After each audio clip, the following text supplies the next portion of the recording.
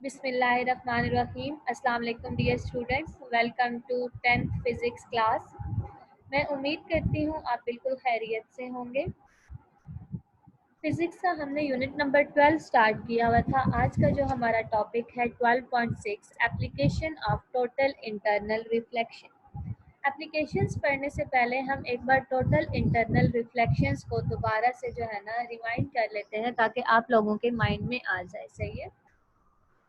Total internal reflection का phenomena कब अकर करता था? जब आपका एंगल ऑफ इंसिडेंस जो था वो क्रिटिकल एंगल से लार्जर हो जाता था। उस टाइम पे हमारे पास कोई रिफ्लेक्शन अकर नहीं करती थी, बल्कि जो भी लाइट वेव होती थी वो टोटल जो है ना वो रिटर्न बैक कर जाती थी। इट मीन्स टोटली वो रिफ्लेक्ट कर जाती थी।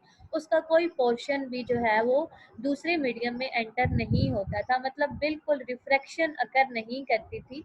टोटल जो लाइट होती थी वो रिफ्लेक्ट बैक कर जाती थी। ठीक है, तो उस फिनोमेना को हम टोटल इंटरनल रिफ्लेक्शन कहते हैं। अब ये जो फिनोमेना होता है वो डिफरेंट जो है ना टेक्नोलॉजीज में यूज होता है। ठीक है, और इनके जो बेनिफिट्स हैं वो बहुत ज़्यादा है। ठीक है, यहाँ पे हम देख लेते हैं पहला जो हमारे पास एप्लीकेशन दी हुई है, टोटली इंटरनल रिफ्लेक्टिंग प्रिज्म। अब प्रिज्म क्या होता है? प्रिज्म आपके पास जस्ट लाइक ट्रायंगल, ठीक है, आपके पास एक ट्रायंगल होती है, ग्लास की बनी हुई होती है, राइट एंगल ट्रायंगल। देखो यहाँ पे जैसे इन्होंने दिखाया हुआ है, एक उसका जो एंगल होता है वो 90 का एंगल होता है। ठीक है, यहाँ पे हम अब इसको स्टडी कर लेते हैं कि टोटली इंटरनल रिफ्लेक्टिंग प्रिज्म में टोटल इंटरनल रिफ्लेक्शन को जो फिनोमिना है वो कैसे यूज होता है। ठीक है, तो यहाँ पे हम देखते हैं many optical instrument use right angle prism to reflect a beam of light through 90 और 180। अब ये आप लोग याद रखिएगा कि टोटल इंटरनल रिफ्लेक्शन उस टाइम पे भी अकर होती है जब जो है ना वो, मतलब जैसे यहाँ पे देखो ना, ये लाइट आ रही है, जब इसकी इस सरफेस के ऊपर फॉल करेगी तो यहाँ पे ये डायरेक्ट 90 के एंगल पे रिफ्लेक्ट करेगी। ठीक है, इसी तरह से यहाँ पे अगर देखो, यहाँ पे दो लाइट्स आ रही है ना, ठीक है, इधर से ये रिफ्लेक्ट करेगी, इधर से ये करेगी, तो यहाँ पे 180 का एंगल बनेगा। ठीक है, तो यहाँ पे हम देखते हैं by total internal reflection such as cameras, binoculars, periscopes and telescopes, one of the angle of right angle prism is 90। ये जो मैंने आपको बताया कि एक एंगल जो होता है उसका 90 डिग्री का होता है। When a ray of light strikes a face of prism perpendicularly, it enters the prism without deviation and strikes the hypotenuse at the angle of 45 degree। यहाँ पे देखो, ये जो लाइट बीम्स आ रही हैं, लाइट रेज जो आ रही हैं, ये इसके ऊपर परपेंडिकुलर है ना। ठीक है, बिल्कुल स्ट्रेट लाइंस आ रही हैं। जब स्ट्रेट लाइंस आएंगी, ठीक है, तो वो डायरेक्ट जो है, जब यहाँ पे देखो ये बैंड नहीं हुई, ठीक है, बैंड नहीं हुई, डायरेक्ट जब इसके ऊपर फॉल करेंगी, ठीक है, तो फिर क्या होगा? It enters the prism without deviation and strikes the hypotenuse at an angle of 45 degree। ये फिगर में दिखाया गया है। ठीक है, since the angle of incidence 45 is greater than the critical angle of glass which is 42 degree। अब आप ये माइंड में रखो कि ग्लास का जो क्रिटिकल एंगल होता है वो 42 डिग्री का होता है, लेकिन जो इंसिडेंट रे यहाँ पे जो एंगल बना रही है वो 45 डिग्री का है। इट मीन्स के एंगल ऑफ इंसिडेंस बड़ा हो गया क्रिटिकल एंगल से।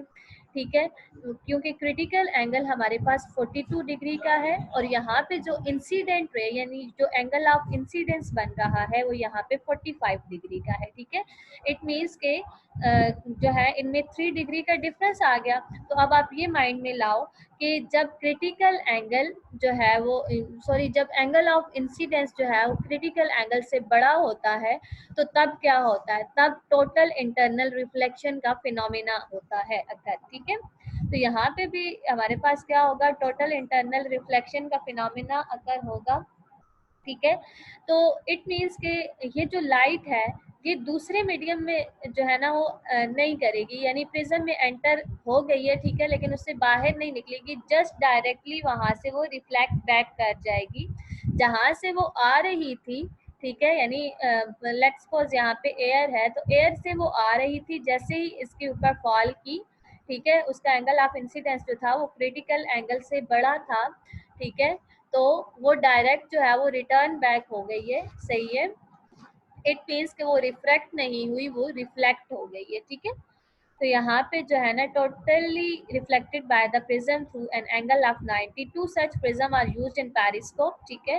ऐसे जो प्रिज्म्स होते हैं जो मतलब डायरेक्टली 90 पे उसको रिफ्लेक्ट करवा देते हैं, ऐसे दो प्रिज्म कहाँ पे यूज होते हैं, पेरिस्कोप में यूज होते हैं, ठीक है। उसके बाद आपके पास the light is totally reflected by the prism by an angle of 180, to such prism are used in बायोन्यूक्लियर।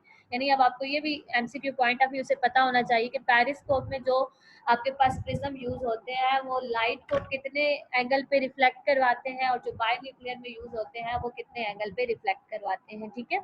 Next हमारे पास है ऑप्टिकल फाइबर। ऑप्टिकल फाइबर आपके पास एक ट्रांसमिशन मीडियम है, ठीक है। बहुत फास्टेस्ट, यानी जितने भी आपके पास ट्रांसमिशन मीडियम है, सबसे जो फास्टेस्ट ट्रांसमिशन मीडियम है वो आपके पास ऑप्टिकल फाइबर है, ठीक है। ऑप्टिकल फाइबर में बिल्कुल बहुत स्मॉल से और बहुत जो है ना बारीक से, ठीक है, बहुत थिन जो है ना ग्लास थ्रेड्स होते हैं, ठीक है। उन ग्लास थ्रेड्स के अंदर से जो भी आपका डेटा सिग्नल्स होते हैं वो in the form of light beam travel कर रहे होते हैं, ठीक है। वैसे तो आपके सिग्नल्स जो है, लेट्स सपोज कुछ वायर्स होती हैं, जैसे कोएक्सियल केबल आप लोगों को पता है, इसी तरह से ट्विस्टेड पेयर होती है, ठीक है। तो फाइबर ऑप्टिक जो है इसमें बहुत जो है ना थिन ग्लास थ्रेड्स होते हैं, बिल्कुल इतने थिन होते हैं जितना ये आपका ह्यूमन हेयर होता है, ठीक है।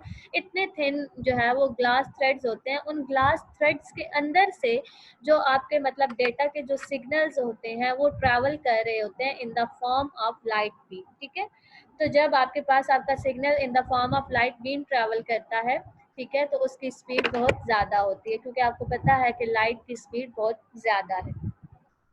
इसमें क्या होता है कि इसकी जो इंटरनल कवरिंग होती है ना, जो इंटरनल ये जो चीज़ दिखाई गई है, इसको हम कोर कहते हैं। ये ग्लास का बना हुआ होता है, ठीक है।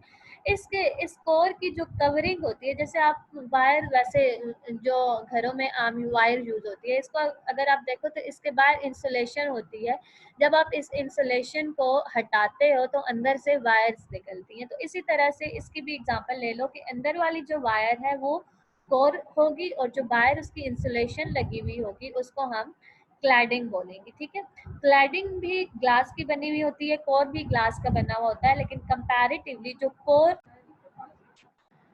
अच्छा, क्या होगा कि जो कोर होता है, जिस ग्लास का बना हुआ होता है, उसका उस ग्लास का जो रिफ्रैक्टिव इंडेक्स है वो कंपैरेटिवली ग्रेटर होता है जिस ग्लास से क्लैडिंग बना हुआ होता है, ठीक है। यानी क्लैडिंग का यहाँ पे देखो ना, रिफ्रैक्टिव इंडेक्स क्या दिखाया गया है, 1.39 दिखाया गया, और यहाँ पे कोर का जो दिखाया गया वो 1.53 दिखाया गया। It means refractive index of core is higher than refractive index of cladding, ठीक है। अच्छा, अब होता क्या है कि यहाँ पे देखो, यहाँ पे इंसिडेंट रे आ रही है, ठीक है। इंसिडेंट रे जब कोर के अंदर एंटर करेगी तो यहाँ पे जाहिर सी बात है वो एंगल उसका बैंड होगा। एंगल जब बैंड होगा तो वो इसकी कोर की जो वॉल्स होंगी इनके साथ कोलाइड करेगी। अब आपको पता है कि कोर की वॉल्स के बाहर जो है वो क्लैडिंग है, ठीक है। जब कोर के साथ कोर की वॉल के साथ यहाँ पे देखो इसने कोलाइड किया, तो ये भी देखो कि इसका जो है मतलब जो रिफ्रैक्टिव इंडेक्स है क्लैडिंग का वो लोअर है।